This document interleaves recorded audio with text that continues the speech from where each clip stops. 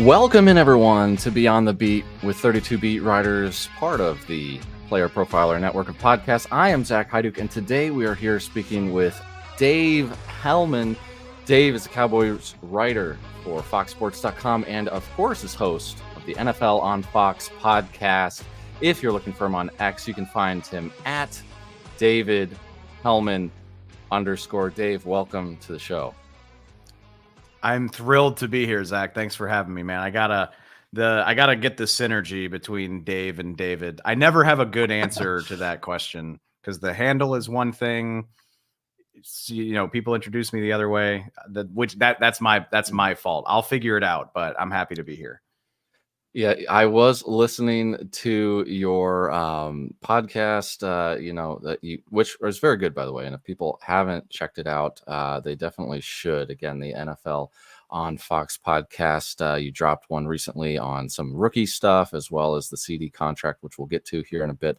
And yeah, they are calling you Dave on that, and then it's David, and then so I'm like, yeah, I don't know, I'll just go with Dave because it's pure user error, man. I just basically don't feel like changing my Twitter handle again. But maybe I should just bite the bullet and do that. Well, I did discover, and some observant listeners and watchers may know this. I tweeted out last night, and as I was tweeting out, like, hey, we're going to have Dave Helman on, make sure to pay attention for that, guys.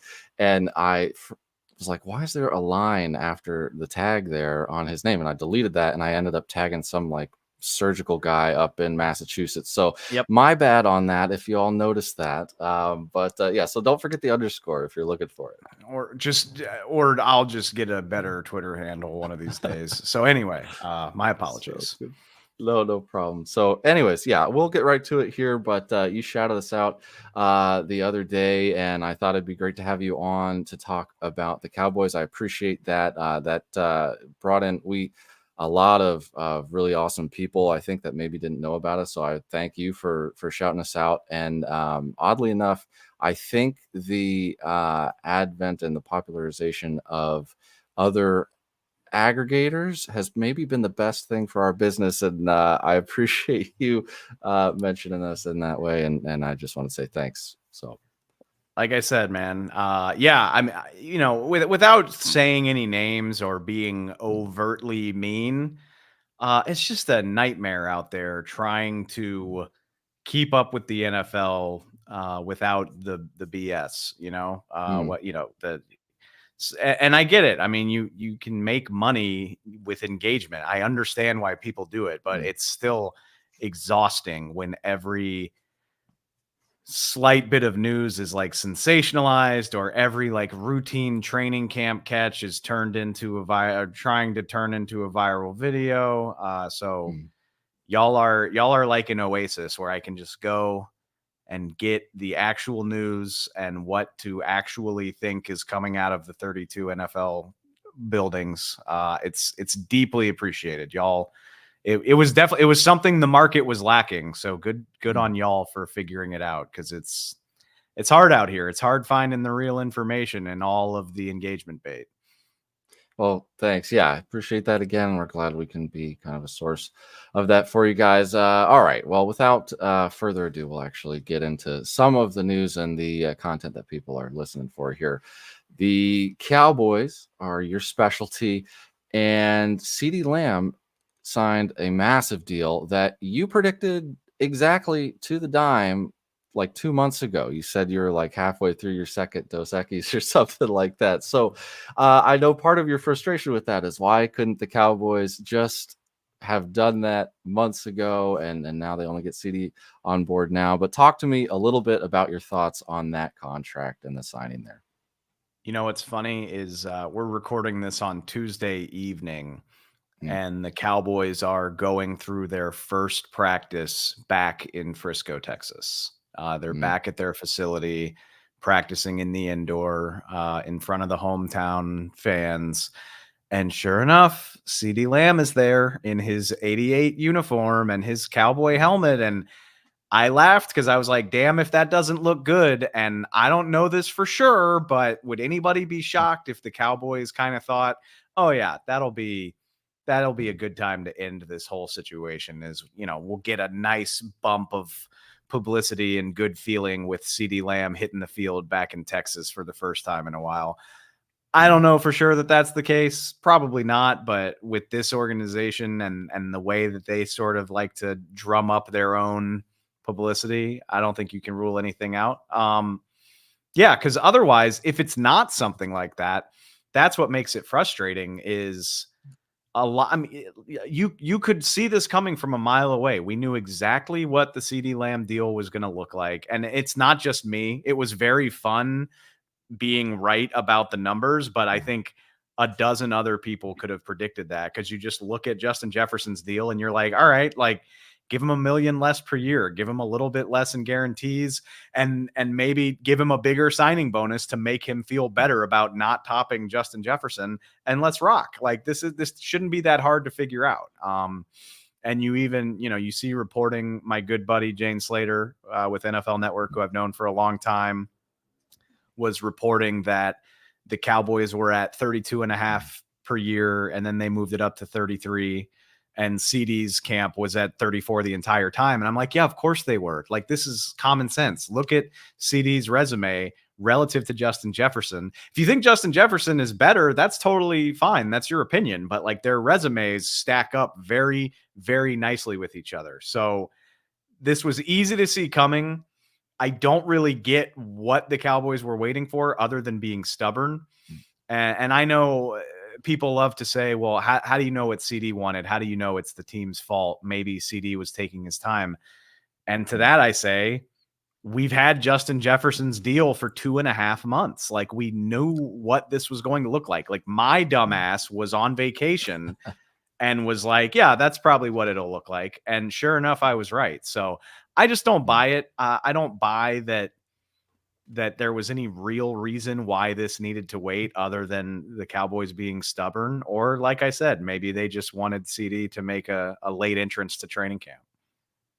Yeah. I mean, coming out of Jerry World, I don't know what would surprise me. So I hadn't thought about it that way, but it does kind of make sense if that was the case. Because otherwise, yeah, it is just frustrating. But also, it wouldn't be surprising. It feels like Jerry always wants things kind of on his terms there, and we saw a little bit Which of the fireworks he about does. that this weekend. He does want things his way, but the funny thing is, and this is what I've been saying for months, is Jerry can want whatever he wants, and he's the most powerful owner in the NFL. He's turned the Cowboys into this incredibly lucrative business, and credit to him for that. But the blunt truth of the matter is that when the Cowboys go up against these all-pro players, they lose. Like, he might want it his way, but Ceedee just got the deal he wanted. Dak Prescott got the deal he wanted several years ago. Zeke absolutely got the deal he wanted. DeMarcus Lawrence is another one that comes to mind. Des Bryant, if we want to go way, way back. When the Cowboys have a player of this caliber who has the resume to back up his contract demands, the Cowboys almost always wind up losing the negotiation. So, like I said, that's why I call it stubbornness, because at the end of the day, these players wind up getting exactly what they were asking for, regardless of how long the Cowboys want to wait to hand it out. Yeah, and that's kind of just the way the league is, I feel like, at this point. And Dak is probably about to get another bag, regardless of whether or not Jerry wants to have his way on that or not. And we'll get to that here in a bit. Guys, by the way, if you're watching here with us live, feel free to put any comments or questions you got in the chat as we talk. Generally speaking, Dave, just to kind of give us a little bit of an overview, the Cowboys were number one in scoring last year. And frankly, I had my doubts going into last year about how that would play out. I was wrong for sure when it came to that. But do we expect any changes? We saw them shift a bit in the way that they played the game last year on that side of the ball. How do you expect this offense kind of out the gate, just in general, to look? Ironically, my answer to that has changed a good bit here over the 6 weeks that we've been in training camp, because to their credit, I think some of the gambles that the Cowboys have taken have paid off, which let's pump the brakes a little bit and acknowledge that we're still in preseason. We haven't seen anything real yet, but it certainly looks like the two rookies that they were counting on to bolster their offensive line are going to do that, or at the very least, they're not going to be liabilities. Tyler Guyton at left tackle looks like a dude. Cooper Beebe seems to have taken the starting center job, which is very impressive for a guy who didn't play center in college. And now you get Ceedee Lamb back as well. The one thing that maybe gives you cause for concern is Ceedee going to have any issue getting up to speed? Do you worry about soft tissue injuries? But honestly, with all of that said, I expect this offense to look very similar to the way it did last year. Maybe people are going to bristle at this, but I firmly think of Dak Prescott as one of those quarterbacks who is capable of carrying most of the weight of this offense, and B, making this a top, at least top 10, if not better offense, just by virtue of getting them into the right calls, getting them into the right protection, being willing to stretch the field, being willing to be aggressive, making defenses respect his ability to do that, especially now that you have an all-pro receiver of Ceedee Lamb's caliber back in the fold. You obviously needed him, but I don't think anybody truly expected him to miss playing time at the end of the day. So you add all that up. Yeah, I have some concerns about the offensive line. I have some concerns about the supporting cast behind Ceedee Lamb, lifting those pieces up. But at the end of the day, in terms of skill talent, this is still a very, very similar group to what they had last year, which was one of the better offenses in the NFL. So as long as Dak is healthy and doing his thing, I think they're going to be right in that conversation. Probably not talking about like a top 3 offense, but certainly in the upper echelon of NFL offenses. Yeah, I think last year he threw the most touchdowns as well as completions, but I think it was like 36 touchdowns. So a little bit of a down year from the league leader standpoint, but still, it was a down year in terms of like overall touchdown passes, but there aren't very many teams that are turning their nose up at 36 touchdown passes either. Maybe Kansas City. No, of course not. Yeah, unless you're hitting 50 as a Hall of Famer for the most part, you're doing really, really, really well at 36. So, and he's another year removed from that injury. Just since we're on the topic of Dak, do you anticipate? You've had a little bit of discussion again on that podcast, which you should check out, guys, if you haven't yet.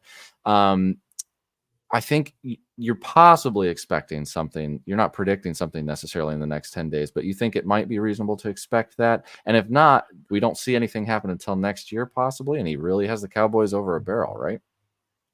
I mean, he's got the Cowboys over a barrel, however you want to put it. And whenever this gets decided, I'm not going to go as far as to say I expect it, but CD getting done, it basically gives me pause, because now not only have the Cowboys accomplished one of their financial goals, they've made that spend. So now they know what their finances look like with the CD contract in the bag. On top of that, I think it probably eases some anxiety, A, on the Cowboys' part of making sure they've got their best playmaker, and B, probably on Dak Prescott's part of like, okay, if I re-up in Dallas, I've got CD here for the rest of his prime. I'm going to have a number 1 receiver. They're not hanging me out to dry with receiver by committee or any of that stuff that might have happened in the past. So it gives me pause. And basically where I'm at with it, Zach, is I do think the ball is clearly in Dak Prescott's court, and we're going to find out what he wants, because I said this morning. If Dak Prescott signs before the season, he'll essentially be doing the Cowboys a favor, because he would be signing for less now than what he would get in March. Because whatever you think about Dak Prescott, however you might have him ranked, the bottom line is just we never see all-pro caliber quarterbacks hit the open market in the middle of their prime. Dak is 31 years old. He's coming off the best season of his career. Assuming this season is even fine by his standards, he's going to hit free agency in March, and you've got to imagine at least 3 to 5 teams, at least, maybe more, would be willing to talk to him about a contract, and he can dictate the length. He can dictate the guarantees. Remember, when Kirk Cousins did this 6 years ago, he signed a completely guaranteed contract, every dime of it, and it was only 3 years. That's the type of power that you have when you have that much control over negotiation. So if Dak signs now, he's taking less across the board. He's probably taking less in per year salary. He's probably taking less in guarantees. He could set the market and he would still be probably taking a hometown discount for the Cowboys if he were to do that. So it's really up to him. How much do you want to be in Dallas? How much does it matter to you to not have that type of leverage? How much do you care about the length of your contract and when you potentially hit free agency again? So we're going to find out here between now and the start of the season, because I can't imagine a deal getting done once we start playing games. So I think maybe the Cowboys have one more push where they try to get this done, and it's going to tell us a lot about Dak's headspace, whether or not he's interested in doing that. Yeah, and I mean, you mentioned Kirk Cousins there. The reality, at least in my mind, is even if he has a meh season and has even if he has unless he has a catastrophic injury like Alex Smith level, I feel like there's almost no way he doesn't make a ton of money in free agency next year if he decides to go that route. I mean, again, we have Kirk Cousins again to reference as a guy who ruptured his Achilles and still got a contract with the Falcons. So, well, don't forget, I mean, Dak has been through this himself too. Dak snapped his ankle and dislocated his ankle the year he was playing for a contract, and he still wound up getting the exact deal that he wanted anyway. So I'm with you. And that was, remember, before, that was in 2020. So what he's done since then is 36 regular season wins, a second team all pro, several 30+ touchdown seasons. Like, he's definitively been a better quarterback since the extension than he was before. So yeah, even, and of course we don't want anybody to get injured, knock on wood somewhere back here. Even if he gets injured, he should still have so much demand and so many teams that would be willing to sign him to a deal, like we just saw with Kirk, like you said. Yeah, and where people are starting to ask us about the running backs in the comments. I know, guys, we will get to it. I promise you very much. We'll circle back to the wide receivers quick, and then we'll do that. We talked about Ceedee a little bit. Obviously, the guy who's going to lead this room, I think 1,700 plus yards, 12 touchdowns of something of that variety last year. Absolutely dominant. Behind him, though, you've got Brandon Cooks, who's another year older. The guys behind Cooks are mostly unproven. You've got Jalen Tolbert there, and then a guy that I've kind of watched a little bit since the Senior Bowl and talked to in person while we were there, Ryan Flournoy. He did make the roster, just a very athletic guy, but a little bit stiff. So talk to me a bit about the wide receiver room and how you expect that to play out. I mean, shout out to all the Flournoy fans. I think Flournoy was definitely he became kind of a pet cat of a lot of people in the Cowboys sphere. And I think, he caught a touchdown from Trey Lance in the preseason finale. Yeah. And it was like, okay, he's done enough to make the team. So I wasn't terribly surprised by that. But I think you do always have to flip your expectations once the season starts, because we get so invested in these training camp battles, and you're like, Flournoy made the team, but now he's wide receiver 6 probably, so I would imagine Ryan Flournoy is going to spend a lot of his time on kickoff and punt team. And if people get hurt, he might have an opportunity. I don't have high expectations for what his offensive output is going to be. Obviously, this is going to be the Ceedee Lamb show. I think that goes without saying. He can move all over the formation. Hopefully the lack of training camp isn't a detriment to him, and he stays healthy and is ready to rock. I would guess that he is. He's still only like 25 years old. The interesting thing for me, I think the biggest variable, and we can talk about Jalen Tolbert as well, but I think it's probably Brandon Cooks and how much more he has to give you. And you just kind of did this, and it's totally fair, but it's funny. Last year, the Cowboys traded for Cooks, and everybody was super high on him. And it's like, look, he's had all these 1,000-yard seasons everywhere he's been. He's a great player. He's going to lift this up. And obviously his first season in Dallas, it wasn't bad, but I don't think it lived up to the offseason expectations. And now I'm just curious to see how he builds on that. Cause I went back and looked. Brandon Cooks basically wasn't part of this offense for the first 5 weeks of the season. Like the Cowboys just forgot he was there. He didn't have more than 27 yards in the first month plus of the season. I don't think he caught more than like 2 or 3 balls that entire time. And then after Dallas got drilled by San Francisco in week 5, they clearly retooled because that's when the offense took off, whether it was Dak taking more control, whether it was paring down the playbook, whatever. That's when the offense really got clicking. And that's when Brandon Cooks started performing. He finished with 650 yards, 8 touchdowns. And that was after basically being a non-factor for the first third of the season. So I look at that and I'm like, okay, Brandon Cooks was wide receiver 1 for all of training camp. Ceedee wasn't there.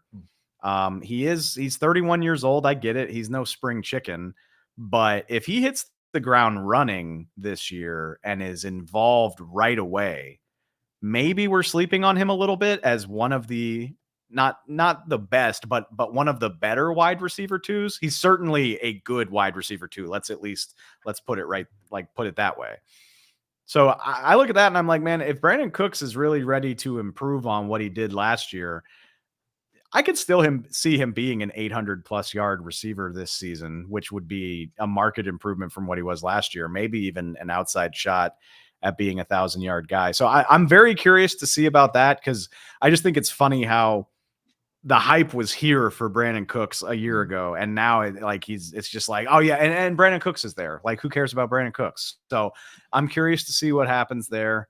And then, like I said, Jalen Tolbert, we've been waiting for the breakout since he was drafted. Really, people were so high on him coming out of South Alabama. It has not materialized. Every report out of training camp is that he's ready to make the leap. I kind of want to see it before I believe it, because I've been hurt before. But I mean, if he does do that, if Jalen Tolbert turns into something, then all of a sudden you feel pretty good about this receiver core. I'm not trying to tell anybody it's the best in the NFL, but you feel better about it than you did a month ago for sure. Yeah. I think last year, 268 yards for Tolbert, and everybody just wants the kind of young hotness to show up. And Brandon Cooks, normal standards is not super old, but some people consider him ancient by NFL standards. If you're right, 31 as a speed receiver, then it's like, oh my God, when is this guy going to the retirement home? What are we doing here? Yeah. But yeah, no, I think he's got more left in the tank as well, and I hope that you're right about that. It'd be great to see him, as out the gate, as you mentioned, as a decently productive guy. Now another year in the system. Since people are itching to talk about running backs, Sam and Earl here, let's move to that conversation. Dalvin Cook was in town today, I believe. I didn't see anything additional other than the initial report about that. They brought back Zeke Elliott this year. They've got Rico Dowdle in the house, and then of course the sprightly little Deuce Vaughn, who I gave Matt, a guy on our with our company here, just a hard time. He was so in on Deuce Vaughn last year. I was like, all right, chill out, man. He's 6th round pick, I think it was. But talk to me, about how this room looks with a potential Dalvin Cook signing, and then without one. Does it truly make a difference? I guess that's the cynical answer for me. Sure. Yeah. I'm curious. All right. So I actually, I saw the report too, and it's fair to make jokes. I mean, Zeke Elliott and Dalvin Cook in the same backfield. It's like, man, that would be so exciting in 2018. Like nobody would even know what to do with themselves. My thing, and I went back and watched some of Dalvin Cook's snaps last year with the Jets and then in the playoffs against the Ravens. I would guess at this stage in his career, like there's still a little bit of burst if everything is blocked for him correctly. Like he seems like a guy that's going to give you exactly what the offensive line blocks. Like I don't know if Dalvin Cook is breaking a ton of tackles, getting out of a muddy situation. Like I think if the hole's there, he'll probably get you some yards. And if the hole's not there, he's going to fall down at contact. Like that is my impression of Dalvin Cook, which is fine. except for the fact that Zeke Elliott is already there. And I think they're redundant players. And for the record, I think Zeke Elliott is still a useful NFL player. Like he was solid in New England last year for a bad team. Like again, he can get you what the offensive line blocks. He has always been a phenomenal pass protector, which nobody wants to talk about that, but it is such a valuable thing for a running back to offer. And then he can still catch balls out of the backfield. So Zeke can do that. That probably sounds a lot like what Dalvin Cook can do, except I would take Zeke as a pass protector over just about anybody. And then on top of that, 30-something-year-old running backs don't play special teams. Like that's the big key for me is like, what is your value on game day other than carrying the ball 5 to 15 times? Like, are you on punt team? Are you a punt returner? Are you a kick returner? Can you do something that makes you useful in uniform other than just carry the ball? And it's fine if you have one guy, because obviously, like your starting running back's not going to play special teams. But if you unless have you're the Rams, I guess. well, yeah, Kyron Williams, punt returner, okay, like hell yeah, Sean McVay, I'm excited to see it. But yeah, like it just seems redundant to me. And I wonder where the snaps come from. Because you look at that too, and you're like, all right, well, Deuce Vaughn's size keeps him from doing a lot of things. Like you're not going to ask him to do too much. And then you have two redundant veteran running backs. It doesn't make a lot of sense to me. And that's kind of, and I don't have any inside information. I would kind of be surprised if they signed Dalvin Cook right now, just because it doesn't make a ton of sense. Maybe they brought him in to look at him to see how they feel about him if something happens, if somebody were to get hurt or if for some reason they were to lose somebody, maybe Dalvin Cook is an option down the line. Right now, in late August, I don't get why you need Dalvin Cook and Zeke on this team. If anything, I think there's got to be a running back that got cut today who is younger, faster, and can do more on special teams than one of those guys. Yeah, that'll be interesting to see, because I think a lot of people, especially fantasy folks, have been really speculating on what that's going to look like. I mean, Zeke, you mentioned pass protection. He caught 51 passes as well last year for the Patriots. I think they're leading receiver amongst a plethora of mediocrity up there. But I don't know. Rico Dowdle, like if you had to pick anybody, if nothing else happens here of significance, who leads it, or does anybody lead it in either production or just snaps? If it were up to me, I mean, I think Rico Dowdle has to be your lead dog as a runner, just because he's got the juice, man. Like Rico Dowdle's young. He doesn't have a lot of NFL carries on his legs. His biggest problem to this point in his career has just been staying healthy. He missed all of a season. I think it was 21. He missed all of a season. He's dealt with some other things in the past. I want to say he's got like less than 100 NFL carries. It's not a lot here. Power of the internet. I think he's got like 89, I think. He's got 96. And if you include the playoffs, he's got 98 for his entire career. And he's been in the league since 2020. Like this guy just has not carried the ball that many times. He's younger. He's got legitimate burst. If you watch him play, like he can scoot.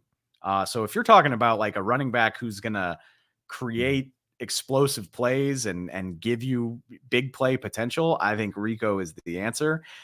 I don't think you can rule out Zeke being the lead snap getter because he's Zeke. He's a 3-down back. You trust him on, if Dak's in the gun on 3rd down and they're sending extra people, you trust Zeke to pick that up. You just mentioned Zeke can catch. And I'll be a little bit cynical and say Zeke is a favorite son of the Cowboys organization. Like I think it matters to Jerry Jones to see Zeke out there and have, Zeke get a redemption year where he reminds everybody that he's not terrible. I think you have to weigh that a little bit. But I think it's those two guys. Like again, I'm rooting for Deuce Vaughn as a fellow short king. I would love for Deuce Vaughn to have a breakout year, but I kind of got to see it to believe it.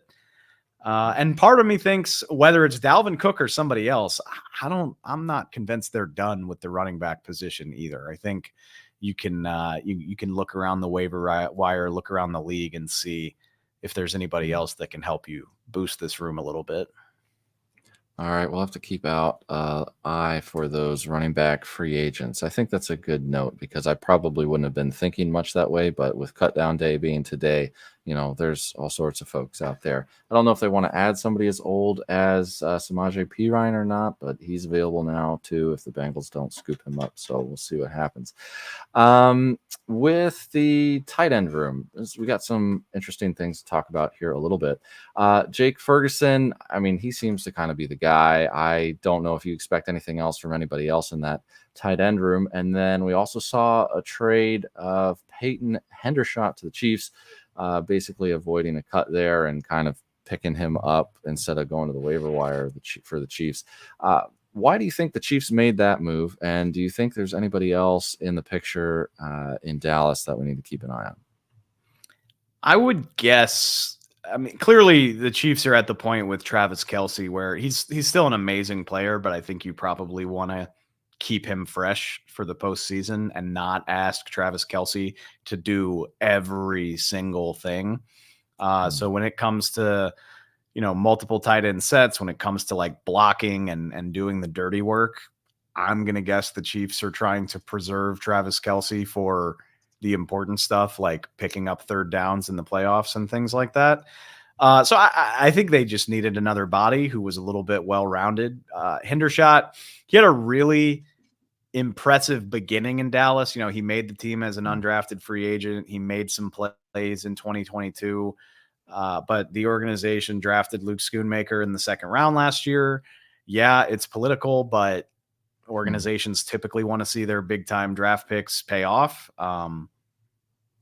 And so between that and his own stagnation, if you want to call it that, I don't know if the progress was as good in later years. But I'm intrigued to see what he does in Kansas City. I think he can be a well-rounded tight end. He can block. He's made plays downfield for the Cowboys before. And I specifically remember he had a long touchdown against Jacksonville a couple years ago where he was like lined up out wide. So I think the Chiefs, like I said, for the Chiefs, I think that's trying to make life easier on Travis Kelce by improving their depth. And again, the Cowboys were going to cut him anyway. As far as the Cowboys perspective of it, man, I'm so high on Jake Ferguson. I've been saying it all off season. I think people are sleeping on him. He had a fantastic year last year.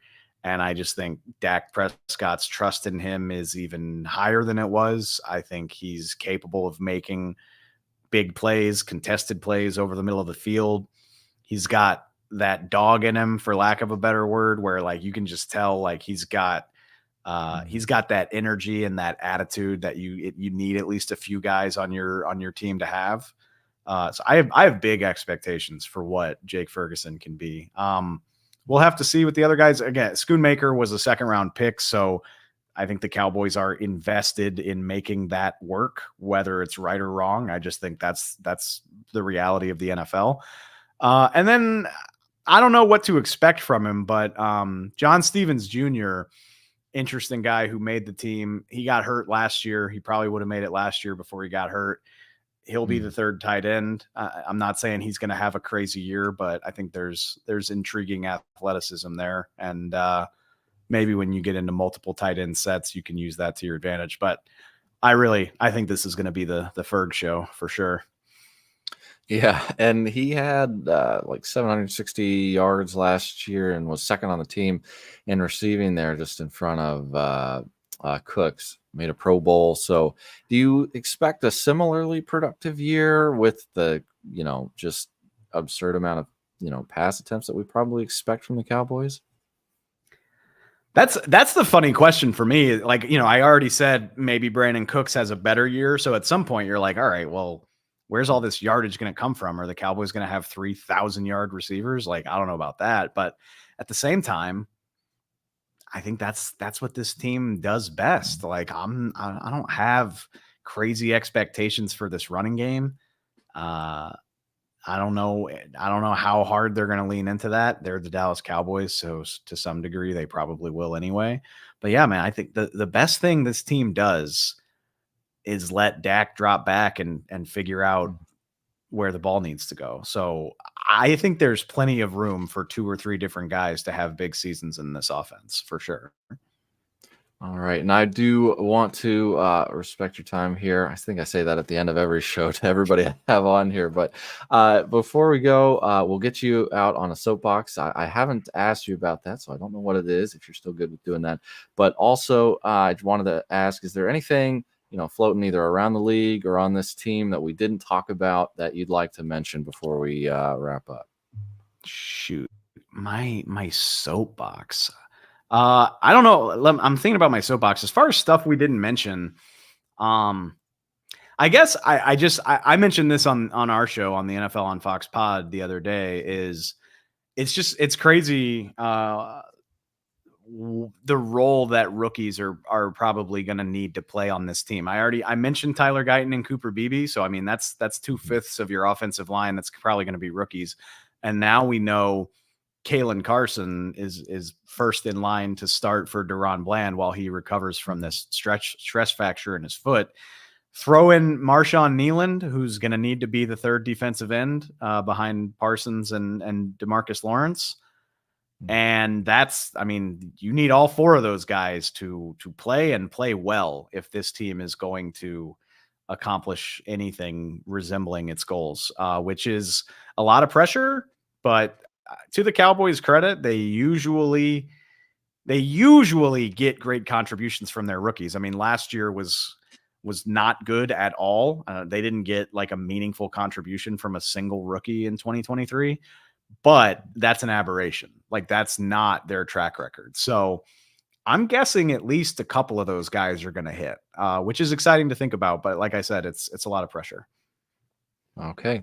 And if you don't have anything, that's totally fine. But did you happen to have anything if that comes to mind? And if you did, we can give you 60 seconds on the clock to talk about anything or rant about anything that you want. I don't feel like I have anything good. I'll go back to what I said at the start of the show. And it's not just to hype y'all up, but it's such a breath of fresh air to just have good faith conversations about football. And like, not everything needs to be rage bait. And it just more and more feels like that is what this is like everything is just people yelling at each other and just horrible, nasty arguments that turn into like name calling contests and whatever. And I'm like, man, I just want to have good faith conversations about football. And that's what drew me to y'all's Twitter account, where I was like, finally, just like correct information, which is like I said earlier, like properly sourced, properly attributed. That's the other thing too, is like we just take people's stuff without giving them any credit or any recognition, and that sucks too. So more of this, please. Like, more good faith, accurate, ethical coverage. I guess that's my spiel. That's my soapbox. All right, sounds good. Well, I will take that for sure. And again, I appreciate you joining us here, David. It's awesome to have you on. Before we let you go, just remind everybody where we can find you and what you do. Please, come give us a follow on the NFL on Fox podcast. Second season is underway. We're multiple times a week. You can find us, any of the podcast apps, Spotify, Apple Podcasts. We're on all of the social channels at NFL on Fox Pod. We're talking the whole league 24 hours a day, multiple days a week. We'll have breakdowns for you every Monday after all the action is over. I'm looking forward to it. We're getting fired up. Yeah, everybody make sure to check that out. And of course, anything that he happens to write as well. But the podcast has been good. I listened to the last couple of those, and you dropped one earlier this afternoon. So everybody should make sure to check that out. Dave, thanks again for joining. Everyone, make sure to check out our website as well at 32beatwriters.com, where we have player training camp news, summaries, player tracking tools, and more. Make sure you keep up there for all the most recent and relevant information from the beat writers and other experts. For Dave Helman, I'm Zach Heiduch, and we will see you next time.